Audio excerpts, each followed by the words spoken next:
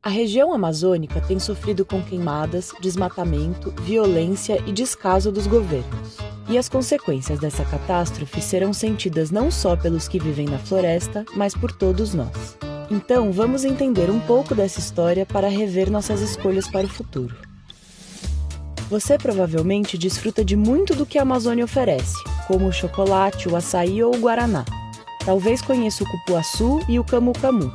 Estas são apenas algumas das mais de 3.000 frutas, folhas, raízes e sementes comestíveis que a Amazônia nos dá. Isso é possível hoje porque os mais de 10 milhões de pessoas que habitavam o Brasil até 1500 tinham um complexo sistema de cultivo nas áreas onde viviam. E os modos de vida dessas centenas de povos indígenas contribuíram imensamente para a exuberância que conhecemos hoje. Eles tinham uma vida em comum com animais, plantas e rios, e construíram uma cultura de profundo respeito pela mãe natureza. Mas seus destinos mudariam radicalmente com a chegada de um povo distante e com costumes bem diferentes.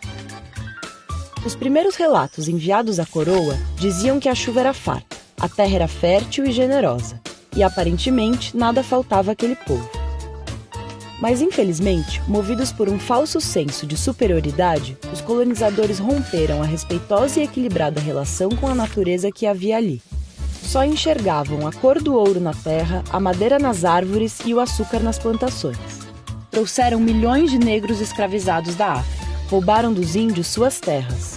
E assim, uma enorme riqueza humana e ambiental teve que abrir caminho para a lógica do colonizador, o comércio e a ganância. Como o Brasil é enorme, durante séculos a Amazônia permaneceu relativamente protegida dessa exploração. Foi só a partir da década de 60 do século passado que a ditadura militar do Brasil decidiu avançar sobre a região. Diziam defender a soberania do território e, com um modelo agropecuário e extrativista, os generais incentivaram milhares de colonos de outras regiões do país a ocupar e desmatar boa parte da Amazônia. Essas cruzadas modernas, com o avanço esmagador das máquinas sobre a vegetação nativa, ignoram quem não professa da mesma fé. A exportação da carne, soja e minério impulsionou o velho colonialismo sobre áreas intocadas. A natureza é destruída e os povos locais sofrem para garantir os lucros de poucos a milhares de quilômetros. Foi diante de toda essa história trágica que a comunidade científica começou a prestar atenção na importância da biodiversidade e a interação entre vegetação, animais, pessoas e clima. Nas últimas décadas, ocorreram repetidas secas e inundações que até há pouco eram inimagináveis para a região. Essas mudanças climáticas são agravadas pelo desmatamento. Os cientistas descobriram que se o desmatamento da Amazônia ultrapassar 20 a 25%, seu clima também será completamente destruído.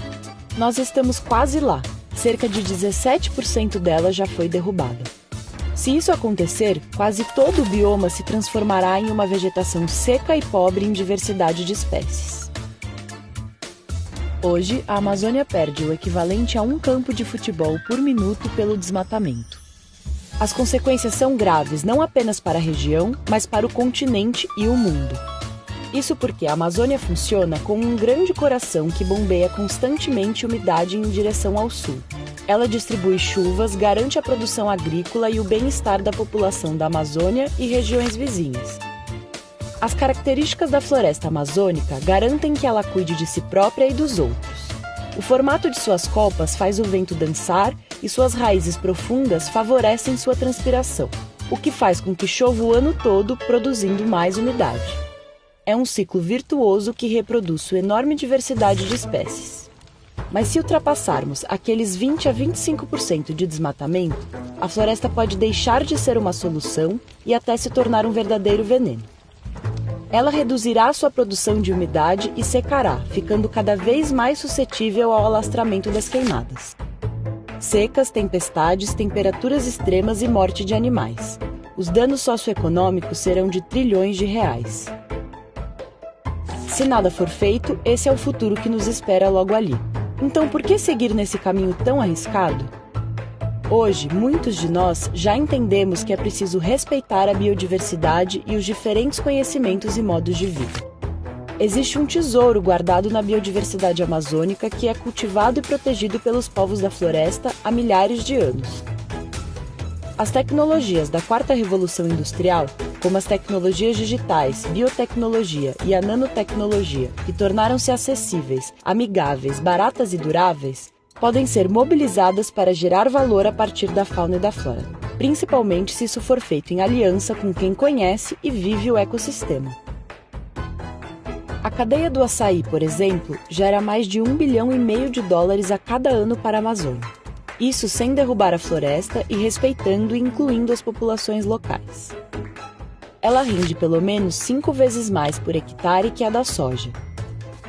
Capacitar a população local para o domínio dessas tecnologias de ponta pode fazer da Amazônia um grande exemplo de sustentabilidade e regeneração. É hora de substituirmos a visão de agressão à natureza por uma nova via de cooperação com ela. Com a floresta em pé, é possível criar uma bioeconomia tropical, gerando empregos de qualidade e prosperidade econômica.